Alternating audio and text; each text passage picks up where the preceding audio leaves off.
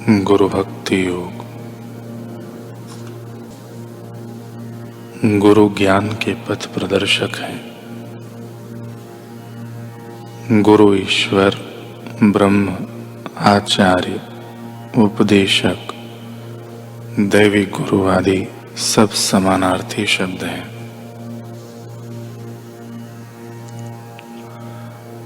ईश्वर को प्रणाम करो, उससे पहले गुरु को प्रणाम करो, क्योंकि वे आपको ईश्वर के पास ले जाते हैं।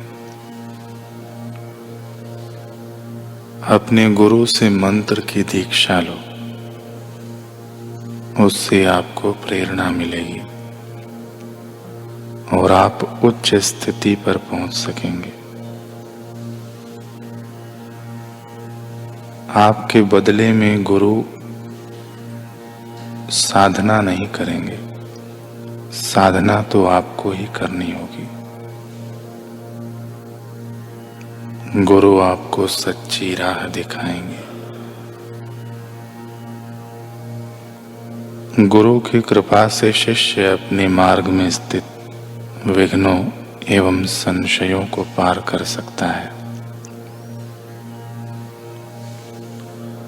गुरु शिष्य को भय स्थानों में से एवं बंधनों में से उठा लेंगे।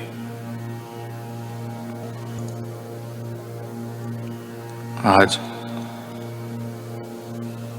मां महंगी बाजी का महानिर्वाण दिवस। एक बार अम्मा जी वाटिका में टहल रही थी, तभी एक साधक उनके दर्शन करने आया। उसे देख अम्मा ने प्रसन्नता से कहा, आज तो साईं कितनी मौज में है, तूने दर्शन किए? साधक ने कहा, नहीं अम्मा, मुझे तो कई दिनों से दर्शन नहीं हुए। अम्मा को दया आ गई। एक सेवक को बुलाकर कहा, बेचारे ने बहुत दिनों से दर्शन नहीं किए, इसे साथ ले जा, साईं कुटिया में बैठे हैं, तो इसे दर्शन करवा दे। वह बेचारा साधक क्या बोलता, वह तो जानता था कि पूज्य बापू जी अभी दिल्ली में है, पर अम्मा जी को दर्शन की तीव्र तड़प के कारण नित्य प्रत्यक्ष दर्शन होते हैं। साधक ने कहा, अम्मा, मैं अभी बाहर जा रहा हूं, फिर आकर दर्शन कर लूंगा। इतना कहकर साधक चला गया। अम्मा दिन भर राह देखती रही कि वह आए तो उसे साईं यानी बापू जी के दर्शन करवा दूं। वे सेविका से कहने लगी, बेचारे को बिना दर्शन के ही जाना पड़ा, अब न जाने कितने बजे उसका आना होगा। सेविका ने अम्मा की चिंता दूर करने के लिए अम्मा की फोन द्वारा उस भाई से बात करवा दी। अम्मा ने पूछा, दर्शन किए? अम्मा की ऐसी ऊंची भाव दशा एवं साधकों के प्रति अत्यधिक करुणा देख उसकी आंखों में आंसू भर आए। स्नेह कंपित वाणी से वह बोला, हाँ अम्मा, दर्शन हो गए। आपकी करुणा के, गुरु भक्ति के और दिव्य भाव दशा के भी। उसका हृदय गदगद और रोम रोम पुलकित हो रहा था। ऐसी वात्सल्य मूर्ति और महान गुरु भक्त मां की कोख से ही कारुण्य मूर्ति ज्ञानावतार पूज्य बापू जी का प्राकट्य हुआ। एक बार की बात है, आश्रम की गौशाला में सेवा करने वाला जयराम नामक आश्रमवासी अम्मा जी के दर्शन करने आया। अम्मा जी उसको सिंधी भाषा में कुछ समझाने लगी। वह सिंधी नहीं जानता था। अम्मा की वाणी को बीच में रोक कर यह बात बताने में उसे संकोच हो रहा था। परंतु अम्मा जी की सेविका भाप गई। उसने कहा, अम्मा जी, इसे सिंधी नहीं आती है। अम्मा ने पूछा, क्या तू सचमुच समझ नहीं पाया? उसने कहा, हाँ अम्मा, मुझे कुछ समझ में नहीं आया। बच्चे की निर्दोषता, सहजता पर अम्मा जी मुस्कुराने लगी।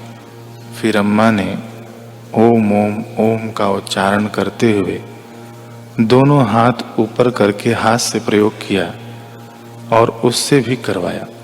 फिर बोली, यह तो समझ में आया ना?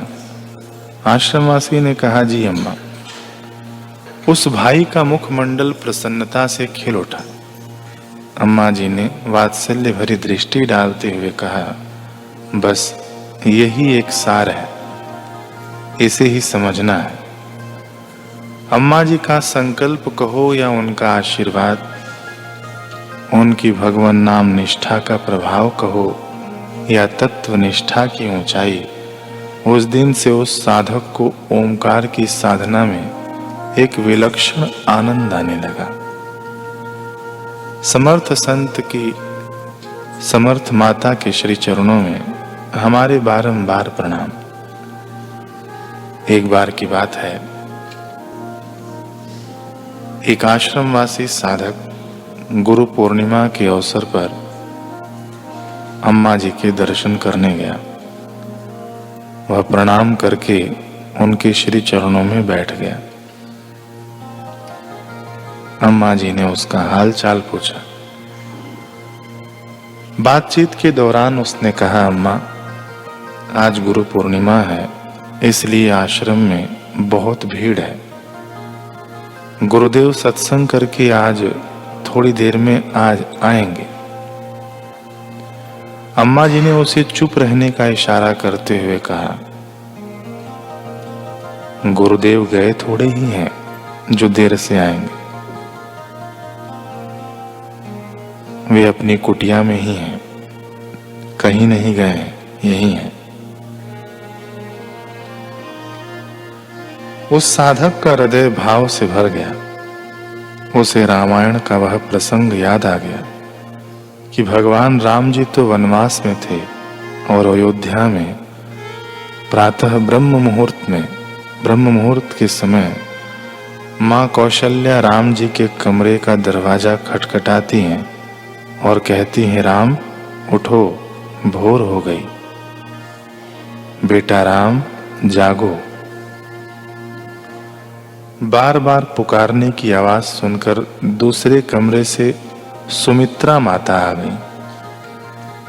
माँ कौशल्या जी की भावपूर्ण स्थिति को देख सुमित्रा जी भी गदगद हो गई। उन्होंने कहा, दीदी, आप किसको उठा रही हैं? कौशल्या जी ने कहा, देखो ना, भोर हो गई, अभी तक राम उठकर बाहर नहीं आया। सुमित्रा जी कही कि दीदी, उनको तो वनवास में गए कितने वर्ष बीत गए। कौशल्या जी ने कहा, मैं आंखों से देखी बात सच मानूं कि कानों से सुनी हुई? मैंने अपनी आंखों से देखा, राम अंदर गया है। कैसा प्रेम था कौशल्या जी का। वे राम जी को अपने से दूर नहीं मानती थी। ऐसा ही दिव्य प्रेम पूज्य बापू जी की माता श्री महंगीबा जी का था। सुंदर समाज के निर्माण के लिए एक प्रकाशक स्तंभ बनी पूजनीय अम्मा जी, उनको बारंबार प्रणाम।